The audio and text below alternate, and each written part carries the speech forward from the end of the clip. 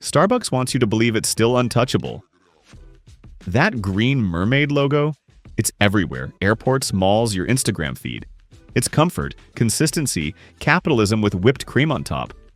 But halfway around the world, things aren't so cozy. Because in China, Starbucks is getting dragged through the espresso mud.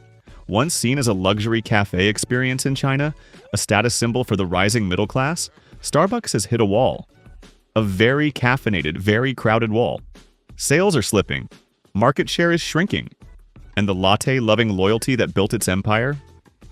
It's fading fast. You see, Starbucks showed up in China thinking it could recreate its US playbook. Comfy seating, premium prices, baristas calling your name wrong in 3 languages. And at first it worked. But China didn't just catch up to the coffee craze, it reinvented it. Faster, cheaper, smarter. Now Starbucks is caught in a price war it never trained for, with local rivals pumping out $2 iced lattes like they're on clearance. And it's not just one rival, it's a pack. Let's talk about the loudest one first, Luckin Coffee. You might remember that name from 2020, when it blew up for all the wrong reasons. We're talking full-blown accounting scandal, fake sales, executive firings, the works. Most brands don't survive something like that, but Luckin? They came back from the dead like a caffeinated zombie, and now they're everywhere. Thousands of stores, dirt cheap drinks, limited time promos that feel like a daily flash sale.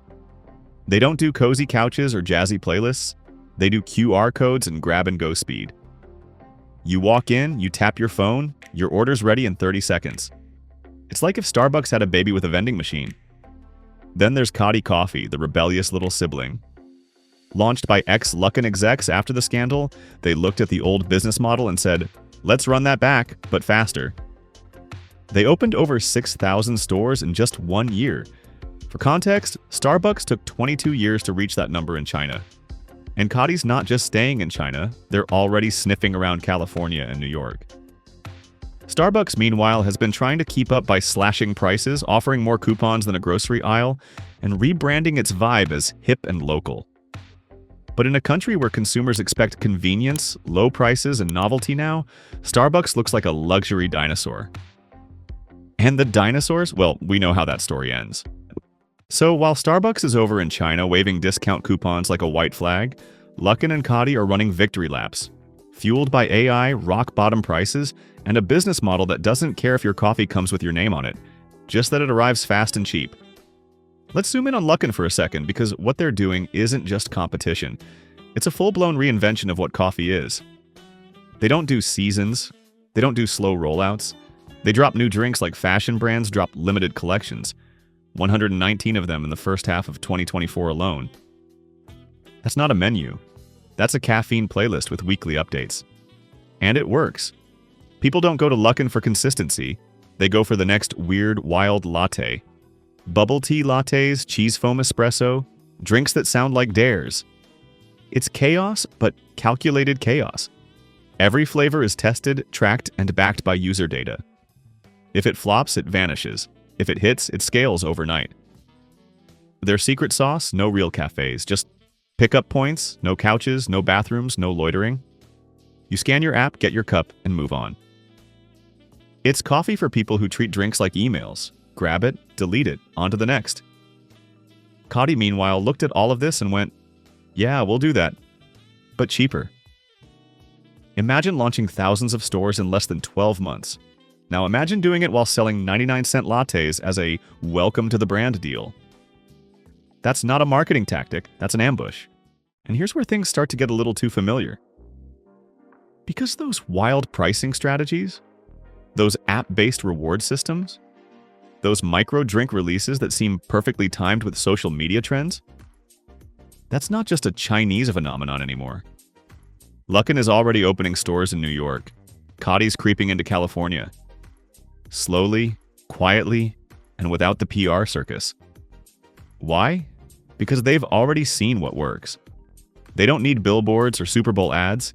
They've studied Shein, they've studied Temu.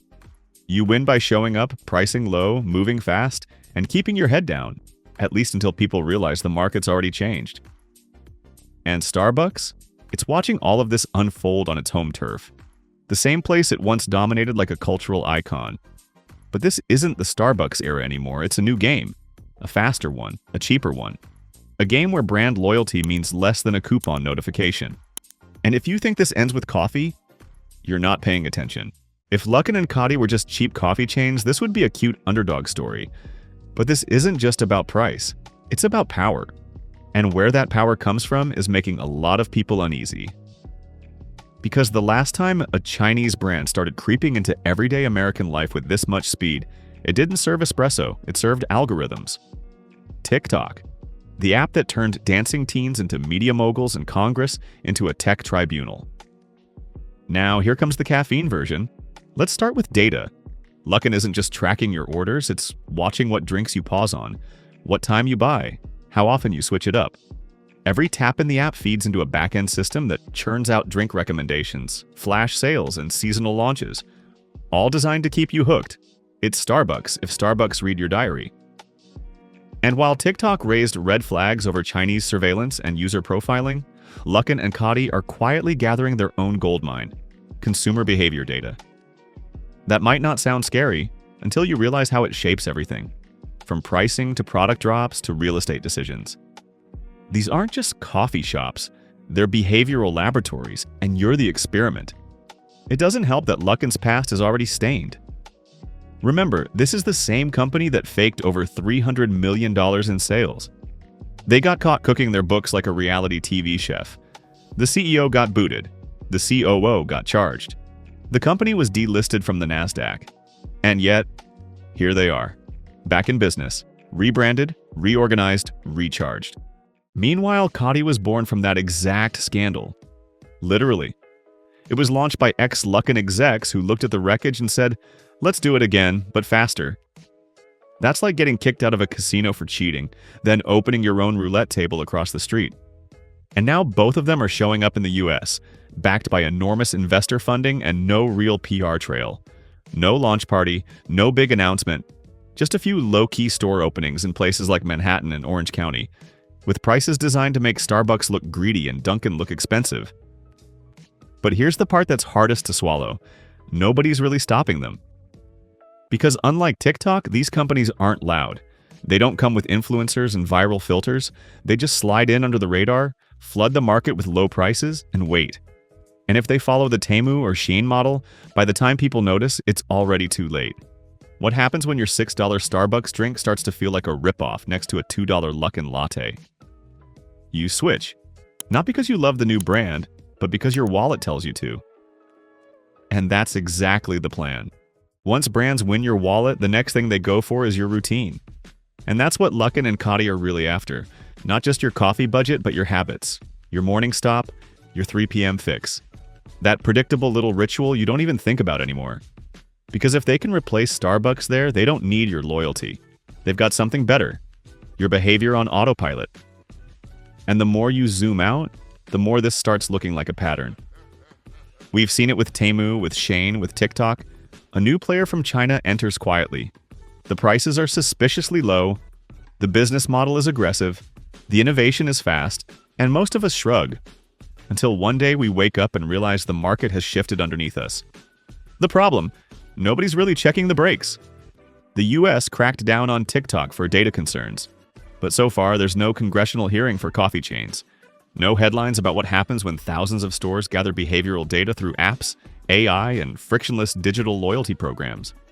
No questions about how these companies scale so fast, or what corners get cut to make those $2 lattes possible.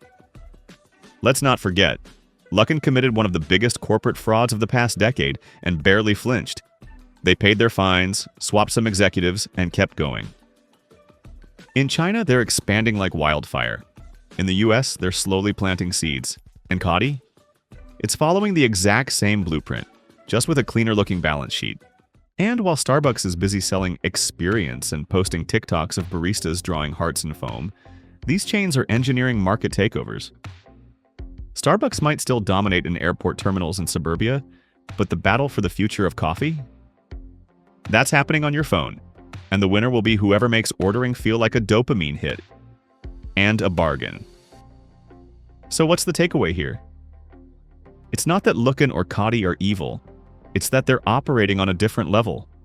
one where speed beats tradition, where data is more powerful than brand loyalty, where fraud history gets washed away by convenience and price tags. Starbucks is being forced into a corner.